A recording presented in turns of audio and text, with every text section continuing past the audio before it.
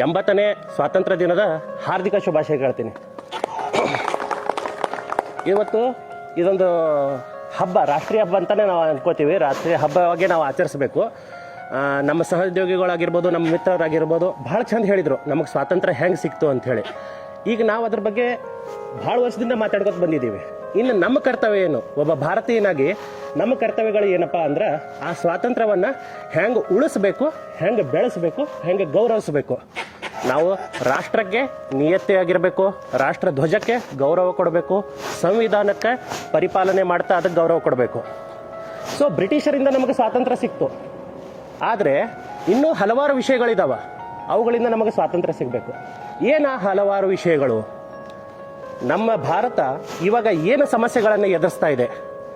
ಭ್ರಷ್ಟಾಚಾರ ಆಗಿರ್ಬೋದು. ಆ ಭ್ರಷ್ಟಾಚಾರದಿಂದ ಪ್ರತಿಯೊಬ್ಬ ಭಾರತೀಯನಿಗೂ ಸ್ವಾತಂತ್ರ್ಯ ಸಿಗಬೇಕು.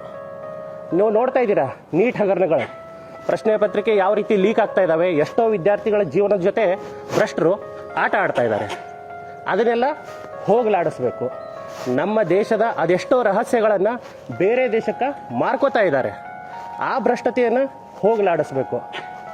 ಒಂದು ಸಣ್ಣ ಹಳ್ಳಿಯಿಂದ ಹಿಡಿದು ಪಾರ್ಲಿಮೆಂಟ್ವರೆಗೂ ಯಾವುದೇ ಕೆಲಸಗಳಿರಲಿ, ಅದು ಒಂದು ಚಿಕ್ಕ ಸೌಲಭ್ಯದಿದ್ದೇ ಇರಲಿ ಅಥವಾ ದೇಶದ ಬಗ್ಗೆನೇ ಇರಲಿ, ಅದಕ್ಕೂ ಕೂಡ ಭ್ರಷ್ಟತೆ ನಡೀತಾ ಇದೆ. ಆ ಭ್ರಷ್ಟಾಚಾರದಿಂದ ಸ್ವಾತಂತ್ರ್ಯ ಸಿಗಬೇಕು. ಎರಡನೆಯದಾಗಿ, ಎಷ್ಟೋ ವಿದ್ಯಾವಂತರು ಎಜುಕೇಷನ್ ಮುಗಿಸ್ಕೂತಿದ್ದಾರೆ, ಆದರೆ ನಿರುದ್ಯೋಗಿಗಳಾಗಿದ್ದಾರೆ. ಆ ನಿರುದ್ಯೋಗಿಗಳ ಸಮಸ್ಯೆಯಿಂದ ಅವರಿಗೆ ಸ್ವಾತಂತ್ರ್ಯ ಸಿಗಬೇಕು. ಎಲ್ಲ ಅಕ್ಷರಸ್ಥನಿಗೂ ಎಲ್ಲ ವಿದ್ಯಾವಂತರಿಗೂ ಶಿಕ್ಷಣ ಸಿಕ್ಕೈತೆ, ಆದರೆ ಶಿಕ್ಷಣಕ್ಕೆ ತಕ್ಕಂಗೆ ಕೆಲಸ ಸಿಗಾತಿಲ್ಲ. ಆ ಸ್ವಾತಂತ್ರ್ಯ ಸಿಗಬೇಕು.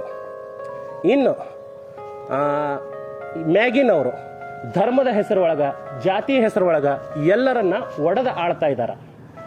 ಆ ಕೋಮುಗಲಭೆಗಳಿಂದ, ಆ ಜಾತೀಯತೆಯಿಂದ ನಮಗೆ ಸ್ವಾತಂತ್ರ್ಯ ಸಿಗಬೇಕು. ಅವನ್ನೆಲ್ಲ ಮೀರಿ ನಾವು ಒಬ್ಬ ಪ್ರಬುದ್ಧ ಭಾರತೀಯನಾಗಿ ಹೋಗಬೇಕು. ಗಾಂಧೀಜಿಯವರು ಒಂದು ಕಡೆ ಹೇಳಿದರು, ಸಂವಿಧಾನ ಸಿಕ್ಬಿಡ್ತು, ಸ್ವಾತಂತ್ರ್ಯನೂ ಸಿಕ್ಬಿಡ್ತು, ಆದ್ರೆ ಯಾವತ್ತು ಹೆಣ್ಣುಮಕ್ಕಳು ನಿರ್ಭೀತಿಯಿಂದ ರಾತ್ರಿ ಓಡಾಡ್ತಾರ ಒಬ್ಬ ಮಹಿಳೆ, ಆವಾಗ ನಮಗೆ ನಿಜವಾದ ಸ್ವಾತಂತ್ರ್ಯ ಅಂತ. ಆದರೆ ಇವಾಗ ನಡೀತಾ ಇರುವಂಥ ದೇಶದಲ್ಲಿ ಏನು ಕೆಟ್ಟ ಅನಾಚಾರಗಳು ನಡೀತಾ ಇದ್ದಾವೆ, ಅತ್ಯಾಚಾರಗಳು ನಡೀತಾ ಇದ್ದಾವೆ, ಅಂಥವುದರಿಂದ ನಮಗೆ ಸ್ವಾತಂತ್ರ್ಯ ಸಿಗಬೇಕು. ಈ ಪ್ರತಿಯೊಂದು ವಿಷಯಗಳಿಂದ ನಾವು ಯಾವಾಗ ಹೋರಾಡ್ತೀವಿ, ಯಾವಾಗ ಇವರ ವಿರುದ್ಧ ಹೋರಾಡಿ ವಿಜಯ ಸಾಧಿಸ್ತೀವಿ, ಆವಾಗ ನಮ್ಮ ದೇಶ ನಿಜವಾಗಿ ಸ್ವಾತಂತ್ರ್ಯ ಹೊಂದತೈತಿ. ಬ್ರಿಟಿಷರೇನೋ ಸ್ವಾತಂತ್ರ್ಯ ಕೊಟ್ಟು ಹೋಗ್ಬಿಟ್ರು. ಅವ್ರು ಬಂದಿದ್ರು, ಇಲ್ಲಿ ವ್ಯಾಪಾರ ಮಾಡಿದ್ರು, ನಮ್ಮನ್ನ ದಾಸ್ಯಕ್ಕೆ ತೊಡಗಿಸಿದ್ರು, ಹೋದ್ರು. ಆದ್ರೆ ಈಗ ಇಲ್ಲಿ ನಮ್ಮವರೇ ಅದಾರ, ನಮ್ಮವರೇ ಇದ್ದು ನಮ್ಮನ್ನು ಒಡೆದಾಳ್ತಾ ಇದ್ದಾರ. ಇವೆಲ್ಲದ್ರ ವಿರುದ್ಧ ಪ್ರತಿಯೊಬ್ಬ ಭಾರತ ಧ್ವನಿ ಎತ್ತಬೇಕು. ಪ್ರತಿಯೊಬ್ಬರು ಒಂದಾಗಬೇಕು. ಯಾವುದೋ ಒಂದು ಸಮಸ್ಯೆ ಇರಲಿ, ಆ ಸಮಸ್ಯೆ ನಮ್ದಲ್ಲ, ನಮ್ಗೆ ಯಾಕೆ ಬೇಕು, ಆ ರೀತಿ ವಿಚಾರ ಮಾಡಬಾರ್ದು. ಪ್ರತಿಯೊಬ್ಬ ಭಾರತೀಯನ ಸಮಸ್ಯೆ ನಮ್ಮ ಸಮಸ್ಯೆ ಆಗಿರಬೇಕು. ಪ್ರತಿಯೊಂದು ಭಾರತದ ಏನು ಗೌರವ ಇದೆ ಅದು ನಮ್ಮ ಗೌರವ ಅಂತ ಯೋಚನೆ ಮಾಡಬೇಕು. ಸೊ ಸ್ವಾತಂತ್ರ್ಯ ಸಿಕ್ತು, 80 ವರ್ಷ ಬಂದಿವಿ, ಇನ್ನೂ ಹೋಗ್ತಾ ಇದ್ದೀವಿ. ಆದರೆ ಎಷ್ಟೋ ಜನಕ್ಕೆ ಈಗಲೂ ಜಾತಿಯ ಸಮಸ್ಯೆ ಹೆಂಗಿರ್ತಾವ? ಜಾತಿ ಆಧಾರದ ಮ್ಯಾಗ ಮನೆ ಬಾಡಿಗೆ ಕೊಡಂಗಿಲ್ಲ, ಸಹಪಂಕ್ತಿ ಊಟ ಮಾಡಂಗಿಲ್ಲ, ಜೊತೆ ಸೇರಿಸ್ಕೊಳಂಗಿಲ್ಲ, ದೇವಸ್ಥಾನಗಳಿಗೆ ಸೇರಿಸ್ಕೊಳಂಗಿಲ್ಲ. ಇಂಥ ಎಲ್ಲದರ ವಿರುದ್ಧ ಸ್ವಾತಂತ್ರ್ಯ ಸಿಗಬೇಕು.